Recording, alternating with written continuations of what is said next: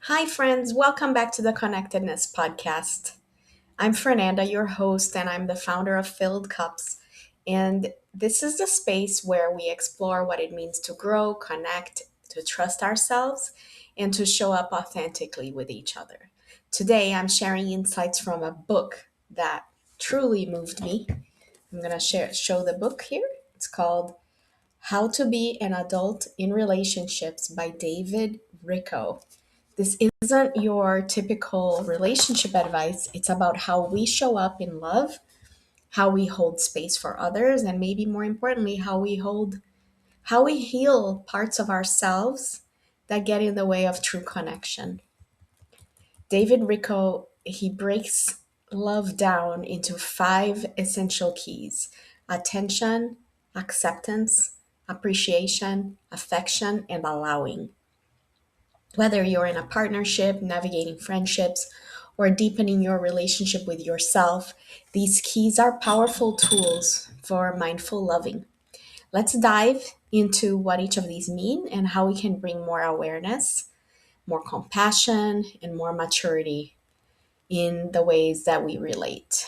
Quick overview on David Richo. I hope I'm saying his name correctly. I've only read it, and I apologize if I'm butchering it.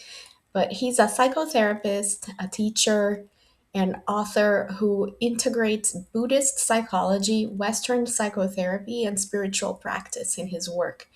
He's got a background in Jungian and transpersonal psychology and focuses on personal growth, relationships, and emotional healing. His writing often explores how childhood experiences shape our adult and emotional lives, especially our capacity to love, to trust, to be vulnerable. How to be an adult in relationships is part of a larger body of work, and it includes other books like How to Be an Adult in Faith and Spirituality and The Five Things We Cannot Change. I actually am gonna write down that I want to read that Five Things We Cannot Change. Now that I read this book, I'm sure it's probably a really good book as well.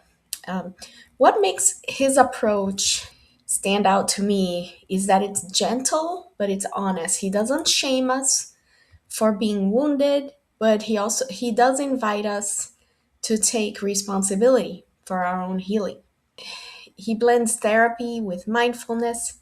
He doesn't talk down to the reader, and he it's more of a conscious loving way of being in relationships without making you feel like it's a performance. So what are these 5 A's? Let's talk a little bit about them. The 5 A's are attention, which means being present with another person, listening, noticing, being with them without distraction. And if you think about it, how often do we truly pay attention to those that we care about? Especially nowadays with the social media and everything is fighting for our attention. It's really hard to put those things away and just pay attention to the person that we're with. The second A is acceptance, letting people be who they are without trying to change or fix them. And this could be misinterpreted as enabling, but no, it's true acceptance, like unconditional. And then we have appreciation, which is expressing gratitude and recognizing the value of someone's presence. And simple practices that we can do to show appreciation for our partners, for our friends, and for ourselves, they can make a big difference. The fourth A is affection, the warmth and tenderness that we show physically or emotion. What kind of affection do you crave or do you find hard to give? And the fifth A is allowing, which I at first confused with acceptance, but allowing is creating space for others to live their truth, even when it's uncomfortable. And this one is about trust and respect, letting go of control.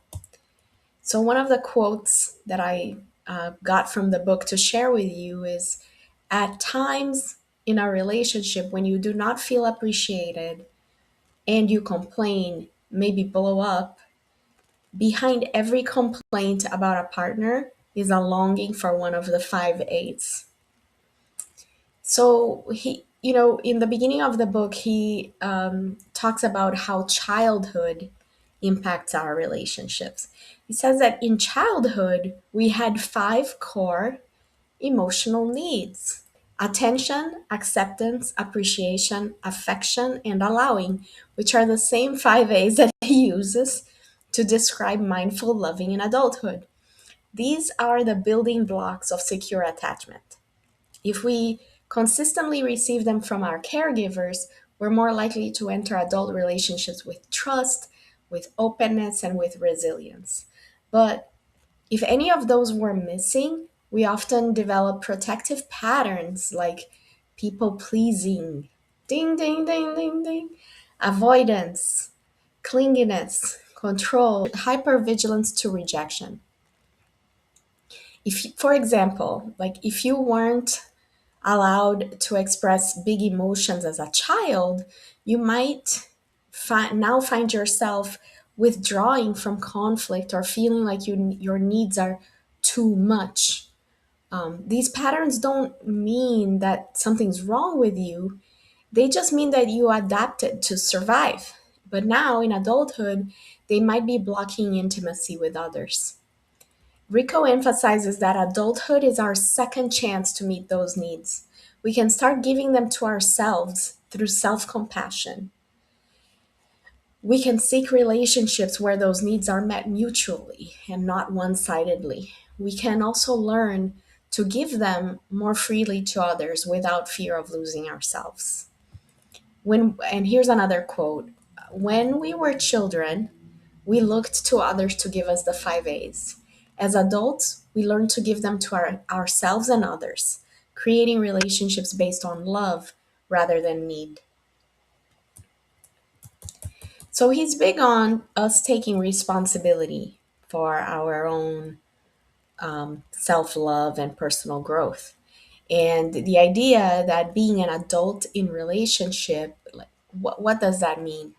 And some of what he means in the book is that we might be looking for our partner to give us the five A's, but ideally, we would give ourselves the five A's primarily and get some from our partners, but not rely on getting all of the five A's from our partners.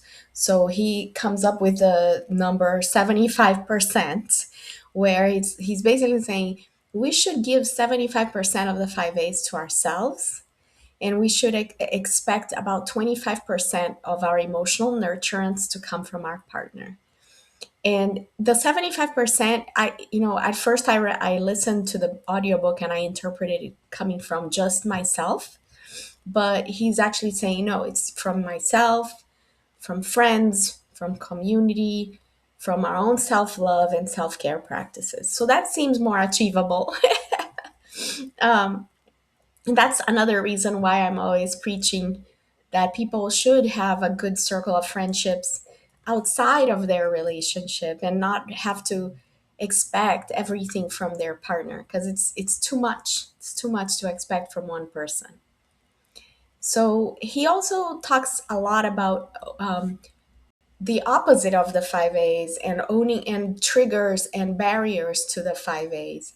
There some of the triggers that show up in our lives, they're really driven by ego. And the he calls it the five fundamental mindsets of ego. These are mental patterns that keep us from being truly present and seeing reality clearly in our relationships. So what are those? One of them is fear. When we're seeing things through fear, we are on the defensive. We're worried about what somebody thinks about us, or we perceive threats that might not even be there. It's that voice that says, you probably don't like me, or I need to protect myself here. When we're in fear mode, we can't actually connect. We're too busy bracing for impact. Another one is desire. Desire is when we approach a moment or person with an agenda, trying to get our emotional needs met, expecting them to show up in a specific way. It's that feeling of what can I get from this? Or I guess another way I would have seen this is transactional, right? And then another lens of the ego is judgment. Judgment keeps us trapped in our own opinions and evaluations, whether we are idealizing someone, criticizing them, or just getting caught up in our own running commentary about everything. That one is, I resonate with that. Another one is control, when we're attached to a specific outcome and we can't let go. We want to fix, we want to change, we want to advise, or we want to persuade the other person instead of letting them be who they are. And then another ego lens is illusion, when we're living in our mental picture of someone or something instead of seeing them for what they are or seeing what's in front of us.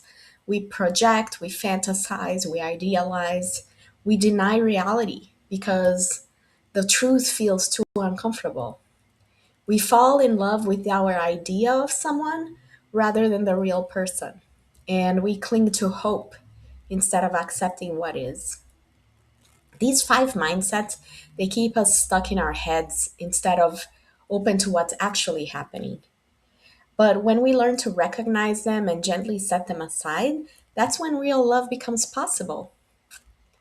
So, how do we actually incorporate the five A's in our daily lives?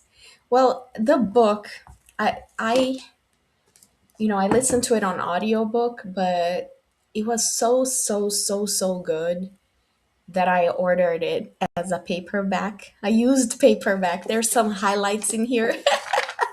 um, and my plan is to go through and notate areas that I think are going to be useful to me. For example, I'm pretty sure he gives us some affirmations in here. And you guys know I'm a queen of affirmations. But there's a lot of examples of how things manifest in our lives. And I think I'm going to benefit from actually reading this book again and highlighting it. And I think he has some journal prompts and reflections that we can use to do these kinds of studies on ourselves. So that's one is awareness. How can we become more aware of our patterns? And then the other way for us to practice the five A's is, guess what? Giving the five A's to ourselves. So attention to ourselves, actually checking in with how we're feeling, journaling, meditating, noticing our needs instead of always focusing outward. Acceptance of ourselves means looking in the mirror and saying, you're doing your best. And that's enough. Like embracing our imperfections instead of beating ourselves up. Appreciation for ourselves, celebrating our wins, recognizing our strengths, acknowledging how far we've come instead of only seeing how far we have to go, and affection towards ourselves, treating ourselves with gentleness, taking care of our bodies, doing things that feel good and nourishing, allowing ourselves to be who we are, giving ourselves permission to have feelings, to change our minds, to grow at our own pace and not have to have it all figured out. When we do all this inner work, something amazing happens. We show up in our relationships as whole people and not people desperately seeking someone else to complete us. So, I didn't read this book until last month. So, when I was going through my self compassion journey, I didn't know about this book yet, but I actually found my self compassion and thus self love and self acceptance through another methodology called IFS, which is internal family systems. I'm big on IFS. I don't think I've done an episode on it yet, but I want to. But all of this book is resonating with the concepts of IFS, especially the concept of self compassion being the key to self acceptance and self love. And I think this book is just another way of looking at it. With the concepts that I enjoyed the most or that really resonated with me were that we wanted or needed the 5 A's from our parents, but we may not have gotten that. And so as adults, we're chasing the things we didn't get from our parents, from our partners. But really, the key to a healthy, happy relationship is to give the 5 A's to ourselves. And when we're looking for partners, to find partners who are willing or able to give some 5 A's to us too, right? Like we don't want to if you're out there and you're still looking for someone, you wouldn't want to be with somebody who didn't appreciate you, for example, or someone who didn't accept you, or someone who didn't pay attention to you. We do want that from our partners, but we need to give the majority of it to ourselves. That to me was the biggest takeaway from the book. But I highly, highly recommend you read this book. Whether it be, I listened to it on audiobook through Libby, and if, maybe do that so you can give it a try. And maybe if you need a copy, once I'm done, I can lend my copy to you. Thank you so much for joining me for this solo episode of Connectedness. Or if you've ever felt overwhelmed by love, confused by your own reactions, or unsure how to be better partner or friend, this book offers some grounding, compassionate path forward. I hope today's episode will give you something to reflect on, maybe even something to practice. As always, I'd love to hear what resonated with you. You can find me on Instagram at phil.cups or TikTok or YouTube. Please subscribe and let's keep this conversation going. Until next time, may you feel seen, accepted, appreciated, loved, and free to be exactly who you are.